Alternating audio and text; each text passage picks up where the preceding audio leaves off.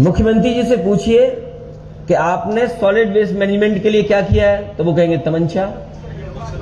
उनसे पूछिए कि आपने सीवर सिस्टम के लिए क्या किया है, बोला तमंचा। बोला आपने स्मार्ट सिटी के लिए क्या काम किया है, बोला तमंचा।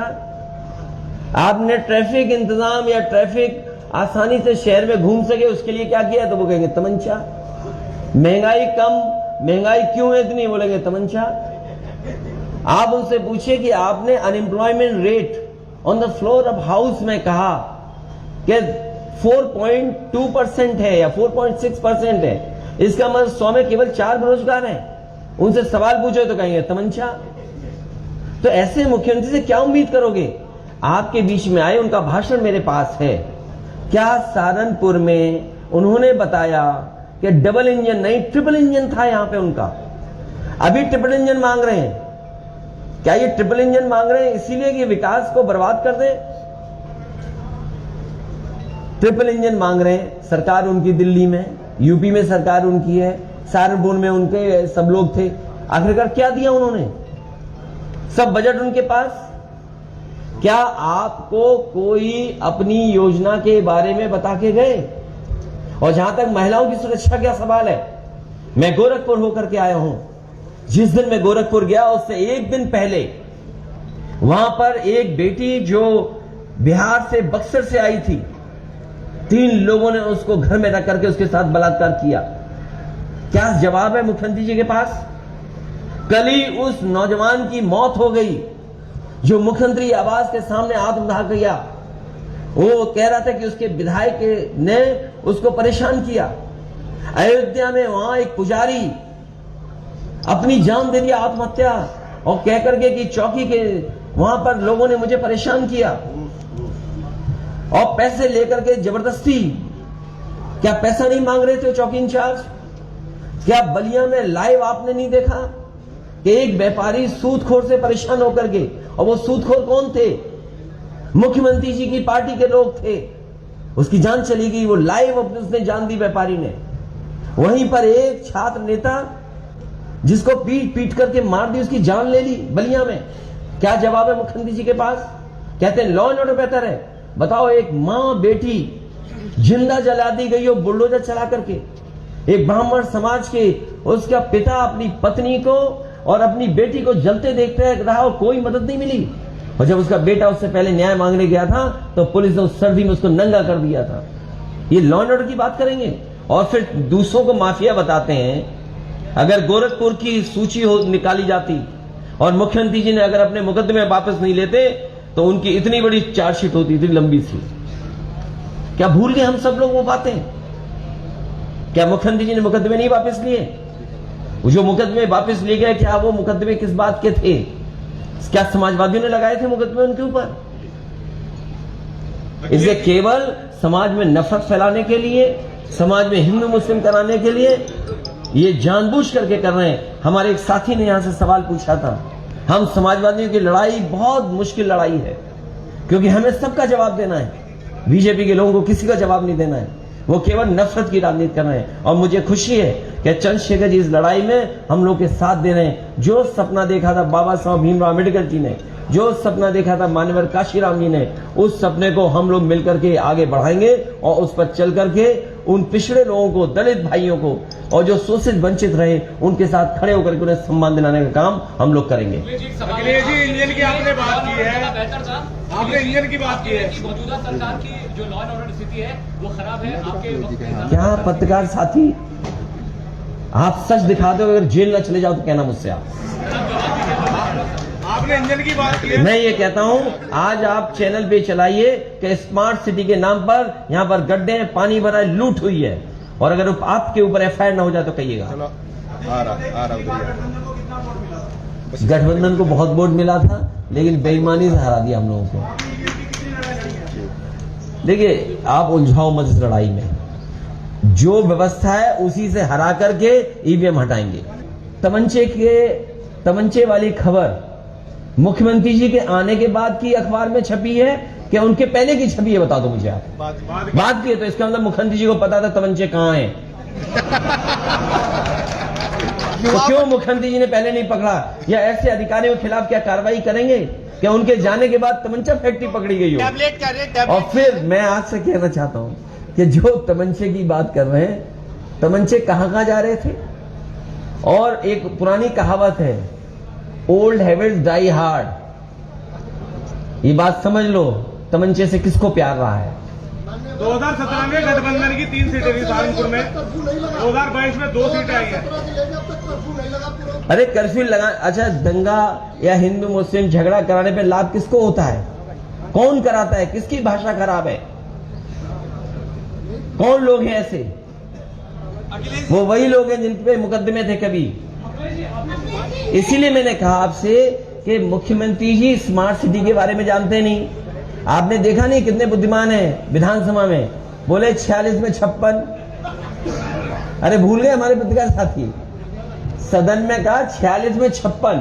तो क्या उम्मीद करोगे वो स्मार्ट सिटी के बारे में जानते होंगे? और फिर अरे भाई रुक जाओ एक मिनट, स्मार्ट सिटी के बारे में क्या होना है, क्या ये बता पाएंगे स्मार्ट सिटी में क्या क्या होना है? जो मुख्यमंत्री 6 साल में अपने गृह जनपद में, अपने जहां से लोकसभा के सांसद रहे हो, वहां मेट्रो न चला पाए हो। अभी जब बारिश आएगी तो गोरखपुर के लोग मेट्रो में ही चलेंगे, नाव में चलेंगे। देखना जी मंडी पे हाँ उधर ही आ जाऊंगा 10 मिनट।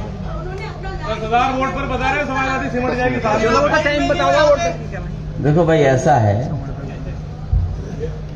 यहां जितने लोग बैठे हैं हमारे पुराने साथी हैं। बीजेपी हराना नहीं है। बहुजन समाज पार्टी का लक्ष्य है कि समाजवादी पार्टी आगे न बढ़ जाए। क्या ये बात आपको नहीं पता? समाजवादियों से अलायंस न होता तो शून्य होती बहुजन समाज पार्टी। मैं धन्यवाद देता हूं यहां की जनता को। जब मैं देवबंद में आया था, मुझे खुशी इस बात की, वो ऐतिहासिक कार्यक्रम हुआ था, वो गठबंधन का कार्यक्रम था। यहां की जनता ने उस समय सेकुलर चीजों के लिए, डेमोक्रेसी बचाने के लिए और संविधान बचाने के लिए वोट दिया था। मुझे खुशी इस बात की कि उन्होंने उस समय मदद की, जिसमें बहुजन समाज पार्टी का खाता भी खुला। अभी अकेले लड़े थे, कितने थे विधायक उनके? विधायक तो पता होगा कितने हैं उनके, वो भी अपनी ताकत से है। जनता को वोट करना है, लोकतंत्र है, जनता में शक्ति है। बाबा साहब अम्बेडकर ने जो वोट का अधिकार दिया है, मैं तो सहारनपुर वासियों से कहूंगा उसका प्रयोग करें, उत्तर प्रदेश के वासी, और जवाब दे उन शक्तियों को जो लोकतंत्र में आस्था नहीं रखती, संविधान में आस्था नहीं रखती और कमजोर शोषित को लूटने पर लगी है। महंगाई बेरोजगारी पर सवाल नहीं करेंगे आप लोग भी, ये अच्छा नहीं है। आप नौजवानों के जो सुसाइड हो रहे उस पर सवाल नहीं करेंगे। पेपर भर्तियां जो लीक हो रही है उस पर भी सवाल करना चाहिए कि कहां कानून व्यवस्था है।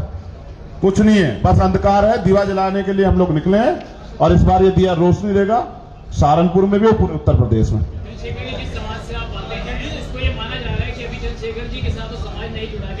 तुम हमेशा खिलाफ बातें करते हैं, खिलाफ नहीं कर रहा। नहीं देखो, कोई दिन काम एक रात में नहीं होता है। परिवर्तन ओवरनाइट प्रोग्राम नहीं है मेरे भाई। हम मेहनत कर रहे हैं और जगह बना रहे हैं। आप तो जानते हो ना, मैं तो एक गांव से उठ के आया हूं, मेहनत करके आया हूं। मैं नेताजी को और मान्यवर काशीराम साहब को आदर्श मानता हूं। वो एक गरीब के बेटे जब खुद को साबित कर सकते हैं, आप घबराओ मत, मैं जवाब दूंगा समय आने पर। अभी नहीं कह रहा हूं ना, अभी तो राजनीति 3 साल की, अभी देखो जवाब दूंगा। यहीं से आप लोगों के बीच से निकल के आऊं, सारे पत्रकार भाइयों को जानता हूं, यही मोटरसाइकिल पे घुमा ना आपके बीच, मेहनत करूंगा, आप विश्वास करो। पहले अपील कर लेते हो हम दोनों को, एक मिनट। हम दोनों लोग जो यहाँ बैठे हैं, सभी नेता जो बैठे हैं, नूर हसन मलिक यहाँ पर चुनाव लड़ रहे हैं, समाजवादी पार्टी के प्रत्याशी हैं, गठबंधन के प्रत्याशी हैं। इनको एक एक वोट दे करके आपके माध्यम से जनता से अपील कर रहे हैं हम लोग। साथ ही साथ हम लोग विकास काम इसी पे राजनीति करते हैं, समाज में कैसे आगे बढ़े चीजें। यहाँ के कारीगर जो लकड़ी से जुड़े हैं, जिनकी मेहनत से, जिनके टैलेंट से एक्सपोर्ट तक हो रहा है, सरकार को जितना सहयोग और मदद करनी चाहिए उतनी नहीं कर पा रहे, लेकिन उसके बावजूद भी जो मजदूर हैं उनके बच्चों की पढ़ाई, उनके स्वास्थ्य की कैसे मदद किया उस दिशा में काम करेंगे। वहीं इधर हौजरी का काम भी जो बहुत ज़्यादा शुरू हुआ है, कपड़ों का काम, उनके कारीगर या उनसे जुड़े लोगों को जो सहयोग और मदद कर सकते हैं हम लोग करेंगे। वहीं समाजवादी सरकार में बड़े पैमाने पे NHAI की जो सड़कों का निर्माण था उसका भी सहयोग किया गया और साथ ही में जो 4 लेन रोड बनी थी वो आप लोगों को पता है, उसी समय कैसे देवन से लेकर के यहाँ आते थे, कितना मुश्किल होता था, कितना समय लगता था। मैं एक बार फिर नूर हसन को और माविया अली से लेकर के हमारी समाजवादी पार्टी के जितने भी गठबंधन के जितने भी प्रत्याशी हैं, उनकी आप लोग मदद करना, सहयोग करना। अखिलेश जी, सीएम योगी ने पिछले 5 दिनों में 20 शहरों के दौरे किए, आपने 3 सभाएं की। ओ यार, सहारनपुर में उन्होंने ओ जीरो आदमी चाहे जितना भी घूमने क्या काम किया। एक मिनट जाओ, हमारा पत्रकार साथी को आखिरी बात बोल के जा रहा हूं मैं, आपकी बात मैंने मान ली।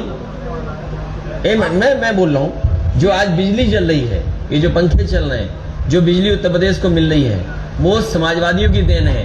आज तक हमारे मुख्यमंत्री जी ने अपने मुंह से ये कहा हो तो बता दो, बिजली के कारखाने का नाम 3x660 super critical thermal plant, एक भी बात सुना? अरे क्यों मुस्कुरा रहे हो? हमारे मुख्यमंत्री जी जानते हैं, 4656 भी जानते हैं, सीएम पहले दिन ये भी नहीं जानते तुम? आखिरी दिन है, सहारनपुर की जनता पहले दिन को याद रखिए, आखिरी दिन को। सहारनपुर की जनता पहले दिन को याद रखिए, आखिरी दिन को। सीएम ने शुरुआत की, आपने अंतिम अंत किया। ये पहले समाजवादी में था, अब चला गया कहीं और। आपका आरोप इसी तरह से लगता है कि मुसलमानों ने 2022 में आपको छक्कर के वोट दिया, लेकिन तब आप सरकार नहीं बना पाए, तो आपके पास गणित नहीं पढ़ते तुम, अखबार नहीं देखते? देखिए ऐसा है, ये बीजेपी का एजेंडा हमें मत बताओ कि बीजेपी के लोग जमीन पे क्या प्रचार करते हैं। जाकर के पूरे उत्तर प्रदेश का रिजल्ट देखो, और जितना मुकाबला समाजवादियों ने किया, अगर प्रशासन ने बेईमानी न की होती तो आज उत्तर प्रदेश में सरकार समाजवादियों की होती। अखिलेश जी, जवाब क्या आपको नहीं पता सैनी साहब को कैसे हराया गया? क्या आपको नहीं 400 वोट से, 300 वोट से? मैं अपने कन्नौज का बता सकता हूँ। क्या सेंट्रल फोर्स अंदर जाएगी काउंटिंग के उसमें? क्या रामपुर का चुनाव नहीं देखा आपने? इसलिए संविधान बचाइए, लोकतंत्र बचाइए, बड़ी लड़ाई है, इसलिए आप भी सहयोग करें, आप भी मदद करें।